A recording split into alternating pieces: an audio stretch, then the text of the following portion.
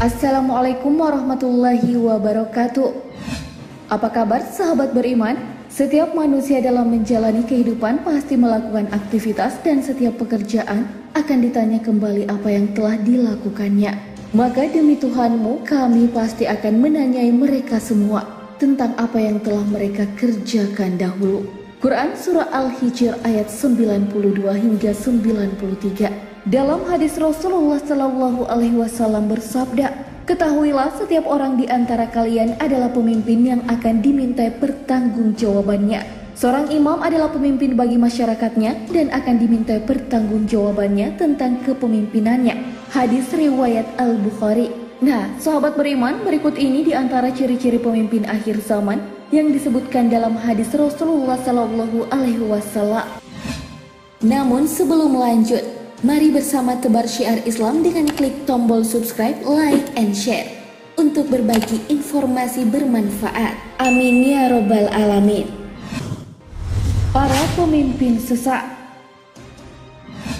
Dari Aus yang berkata bahwa Rasulullah Shallallahu Alaihi Wasallam bersabda, aku tidak takut ujian yang akan menimpa pada umatku kecuali ujian para pemimpin sesat. Hadis riwayat Ibnu Hibban. Sufyan Ats-Tsauri menggambarkan mereka dengan mengatakan, tidaklah kalian menjumpai para pemimpin sesat kecuali kalian mengingkari mereka dengan hati, agar amal kalian tidak sia-sia.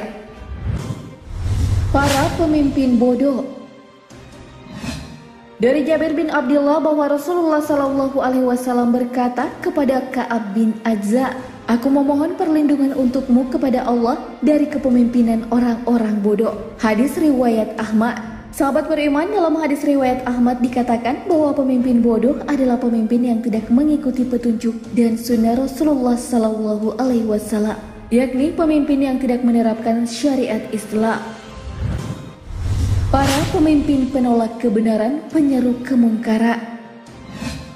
Dari Ubadah bin Samit berkata bahwa Rasulullah Sallallahu Alaihi Wasallam bersabda, kalian akan dipimpin oleh para pemimpin yang memerintah kalian dengan hukum yang tidak kalian ketahui atau kalian tidak imani. Sebaliknya mereka melakukan apa yang kalian ingkari, sehingga terhadap mereka ini tidak ada kewajiban bagi kalian untuk menaatinya. Hadis riwayat Ibnu Abi Syaibah.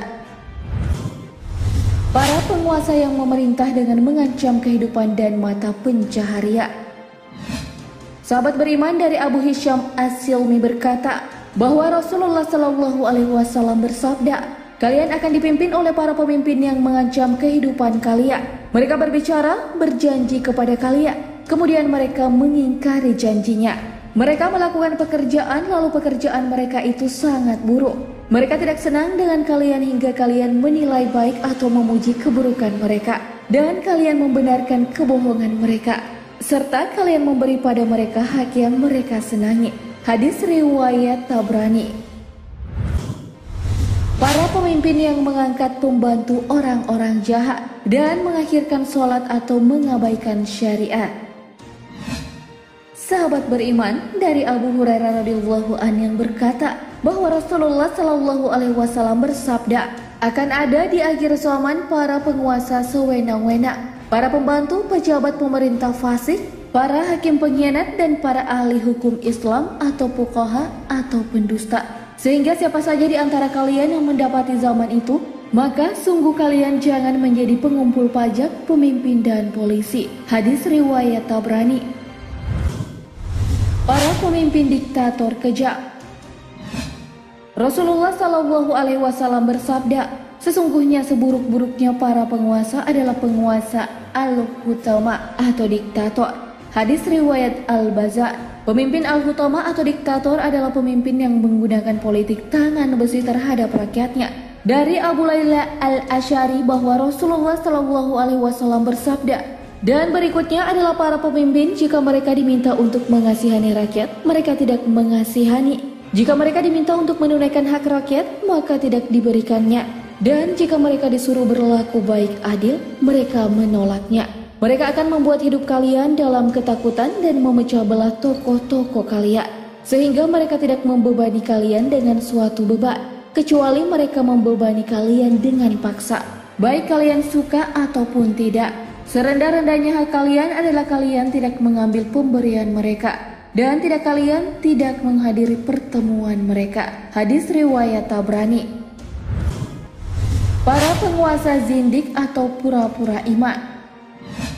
Sahabat beriman dari Ma'qil bin Yasar bahwa Rasulullah Shallallahu Alaihi Wasallam bersabda, dua golongan umatku yang keduanya tidak akan pernah mendapatkan syafaatku, pemimpin yang bertindak zalim dan orang yang berlebihan dalam beragama hingga sesat dari agama. Hadis riwayat Tabrani. Akan datang kepada masyarakat tahun-tahun yang penuh tipuan. Pada tahun-tahun itu pembohong dipandang benar, yang benar dianggap bohong. Pada tahun-tahun tersebut pengkhianat diberi amanat, sedangkan orang-orang yang amanah dianggap pengkhianat.